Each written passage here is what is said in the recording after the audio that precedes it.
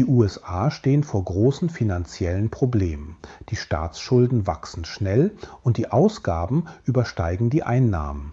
Der sogenannte Pennsylvania-Plan soll helfen, diese Probleme zu lösen, indem die USA weniger von ausländischem Kapital abhängig werden.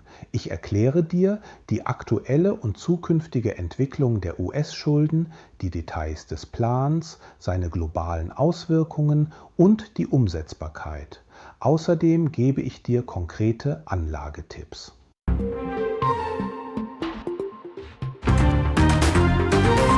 Die US-Regierung hat eine riesige Menge an Schulden, derzeit etwa 36,60 Billionen US-Dollar. Ein Defizit entsteht, wenn die Regierung in einem Zeitraum mehr ausgibt, als sie einnimmt. Im Finanzjahr 2024 betrug das Defizit 1,83 Billionen US-Dollar. Die Staatsverschuldung ist die gesamte Summe dieser jährlichen Defizite plus Zinsen.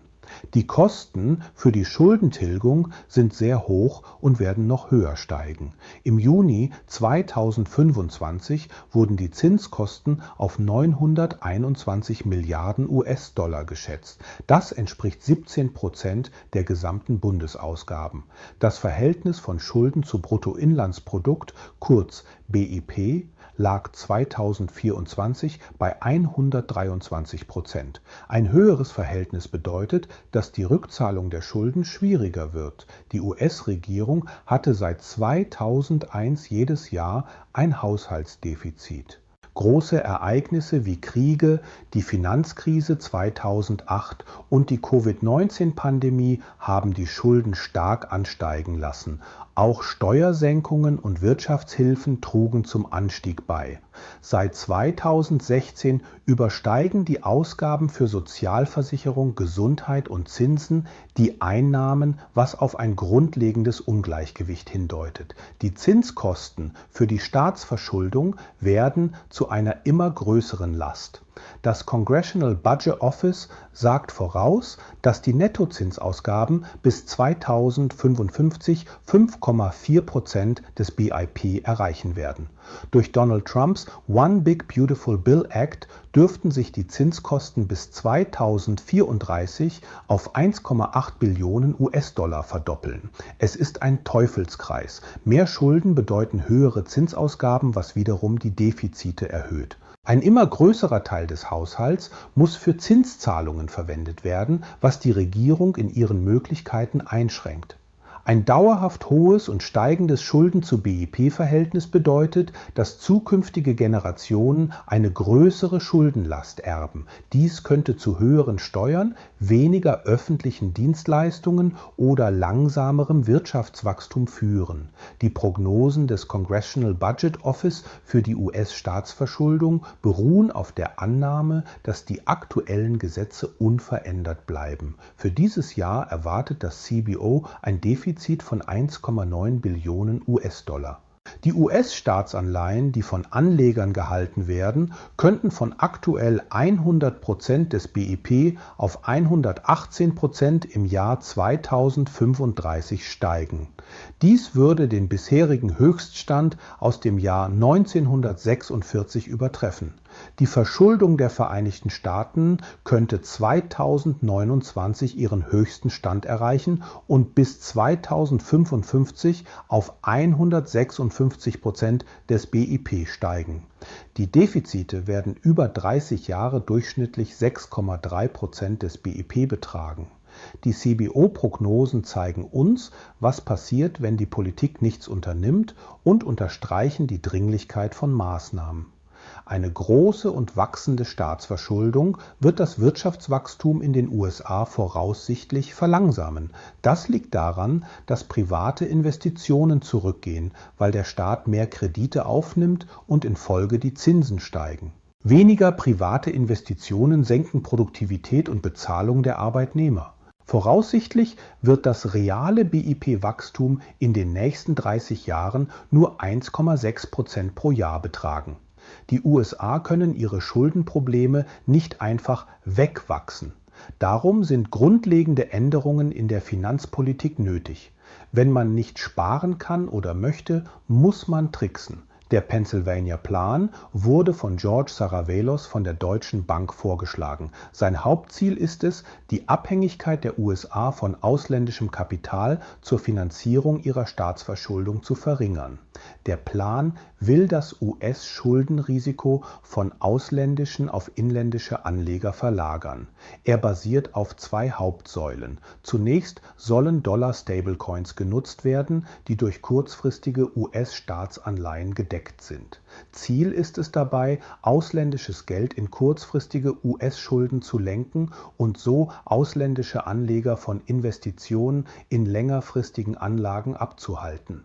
Ein wachsender Stablecoin-Markt könnte bis 2030 über 1 Billion US-Dollar Nachfrage nach kurzfristigen Staatsanleihen schaffen. Des Weiteren sollen Finanzrepression durch regulatorische Anreize und Vorschriften geschaffen werden. Finanzrepression bedeutet, dass eine Regierung ihre Schulden bei Finanzinstituten zu künstlich niedrigen Zinssätzen platziert, oft unterhalb der Inflationsrate. Dadurch sinkt der reale Wert der US-Staatsschulden im Laufe der Zeit. Um das zu erreichen, beinhaltet der Plan die Lockerung der Eigenkapitalanforderungen für amerikanische Banken, steuerliche Vorteile für Investoren und Vorschriften für Altersvorsorgepläne, ihre Staatsanleihenanteile zu erhöhen. Ziel dieser Maßnahmen ist es, 7,9 Billionen US-Dollar an ausländischen Staatsanleihen auf inländische Bilanzen zu verlagern. Stell dir die Finanzrepression als eine versteckte Steuer vor, die das Vermögen von Sparern zur Regierung umverteilt. Sie kann die Kapitalverteilung verzerren und das langfristige Wachstum untergraben. Die Umsetzung des Pennsylvania Plans hat aber auch Auswirkungen auf die Weltwirtschaft. Denn er dürfte zu höheren Renditen für US-Staatsanleihen führen. Sein Erfolg hängt davon ab, dass die Federal Reserve niedrige Zinsen beibehält. Dies könnte die Unabhängigkeit der Fed untergraben und das Vertrauen in den Dollar schwächen. Die Fed stünde nämlich vor einem Dilemma. Zinserhöhungen würden das Wachstum abwürgen, niedrige Zinsen würden Inflation anheizen. Dies birgt eine grundlegende Spannung zwischen der Regierung und der Zentralbank. Die durch den Plan ausgelöste geringere ausländische Nachfrage nach US-Staatsanleihen würde den Dollar schwächen. Ein schwächerer Dollar macht amerikanische Waren billiger für ausländische Käufer, was Exporte ankurbelt. Umgekehrt verteuert ein schwächerer Dollar Importe, was die Kosten für US-Verbraucher und Unternehmen erhöht. Dies dürfte die Inflation im Inland anheizen. Finanzrepression in Verbindung mit niedrigen Zinsen der Fed könnten eine Lohnpreisspirale anheizen. Aus den vorgenannten Gründen würde die Umsetzung des Pennsylvania Plans zu ineffizienter Kapitalverteilung und geringerem Wirtschaftswachstum führen. Ausländische Investoren dürften empfindlicher auf Renditen reagieren. Die niedrigeren Zinsen könnten zu Kapitalabflüssen und einer Dollarabwertung führen. Bereits jetzt bieten US-Staatsanleihen währungsgesichert geringere Renditen als europäische oder japanische Anleihen. Dies hält ausländische Investoren davon ab, ihre Investitionen in US-Schulden zu erhöhen. Ein plötzlicher Stopp ausländischer Käufe könnte eine Liquiditätskrise auslösen und die geforderten Renditen von US-Staatsanleihen in die Höhe treiben. Allein die Diskussion über den Plan signalisiert, dass die Rolle der US-Staatsanleihen als weltweit wichtigster sicherer Hafen unter Druck steht. Sollte er umgesetzt werden, könnten ausländische Investoren ihr bestehendes Engagement weiter reduzieren. Das hätte tiefgreifende Auswirkungen auf die globalen Kapitalmärkte. Finanzrepression wurde historisch nach dem Zweiten Weltkrieg eingesetzt, um Schulden zu reduzieren. Damals hat das funktioniert. Heute erschweren der freie Kapitalverkehr und komplexe Finanzmärkte einen gebundenen Inlandsmarkt. Die geplante Lockerung der Eigenkapitalanforderungen soll US-Banken ermutigen, Staatsanleihen zu halten.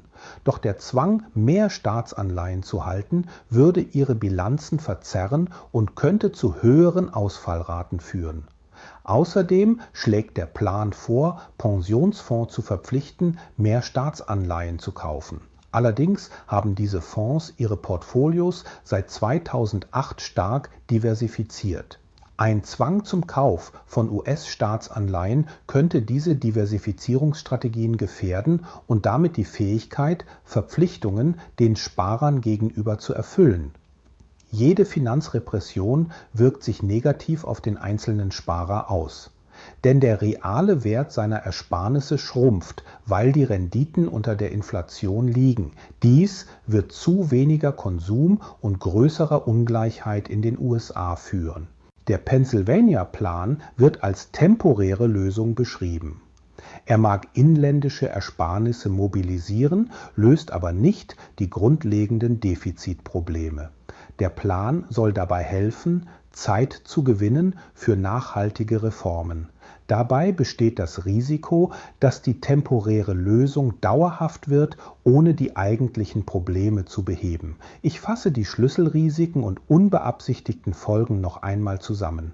Die Finanzrepression mit Fed-Unterstützung würde die Inflation anheizen. Ein plötzlicher Stopp ausländischer Käufe von US-Staatsanleihen könnte eine Liquiditätskrise auslösen. Eine ineffiziente Kapitalverteilung würde das Produktivitätswachstum reduzieren und damit das Wachstum hemmen. Es würde eine Vermögensumverteilung von den Sparern hin zur Regierung stattfinden. Weil dieser Plan das Marktvertrauen untergräbt, könnte sich die Kreditwürdigkeit der Vereinigten Staaten verschlechtern.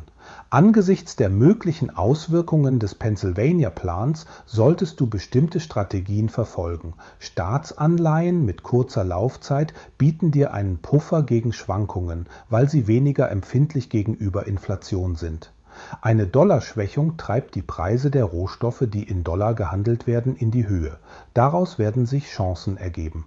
Aktien aus Schwellenländern, aber auch ausgewählte europäische Aktien könnten besser abschneiden als US-amerikanische Werte. Exportorientierte US-Unternehmen dürften von einem schwächeren Dollar profitieren, weil das ihre Waren im Ausland billiger macht. Unternehmen, die in Dollar gehandelte Rohstoffe gewinnen oder produzieren, würden höhere Einnahmen verzeichnen. Du siehst, dass diese Situation durchaus attraktiv für Investoren sein kann. Um erfolgreich zu sein, solltest du Sachwerten mit weltweiter Beteiligung priorisieren. Das Umfeld wird dynamisch sein. Darum verfolge die Politik der Federal Reserve, den Kurs des Dollars und die wichtigsten Wirtschaftsindikatoren. Suche schon jetzt nach Vermögenswerten, die Wachstumschancen außerhalb eines potenziell finanziell unterdrückten US-Dollar-Umfelds bieten. Fazit: Der Pennsylvania-Plan könnte eine wichtige strategische Änderung in der US-Schuldenverwaltung werden.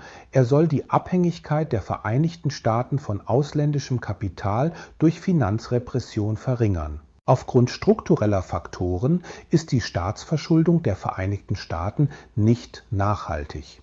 Das CBO prognostiziert, dass das Schulden-zu-BIP-Verhältnis historische Höchststände erreichen wird, was das Wirtschaftswachstum verlangsamen könnte. Der Plan bietet zwar kurzfristige finanzielle Entlastung, birgt aber erhebliche langfristige Risiken. Dazu gehören die Erosion der Fed-Unabhängigkeit, erhöhte Inflationsrisiken und Marktverzerrungen. Politische Anreize könnten dazu führen, dass diese temporäre Lösung dauerhaft wird. Für uns Anleger bedeutet dies eine zunehmend komplexe und unbeständige Marktlandschaft. Darum werden anhaltende Wachsamkeit und proaktive Portfoliodiversifizierung entscheidend für deinen Anlageerfolg sein. Die USA hat sich in einer Schuldenfalle verfangen, aus der sie sich ohne tiefgreifende Einschnitte nicht befreien kann. Glaubst du daran, dass sie aus dieser Situation befreien werden? Wenn dir dieses Video gefallen hat, gib ihm bitte ein Like und vergiss nicht, Infonium zu abonnieren, damit du in Zukunft keine Folge verpasst.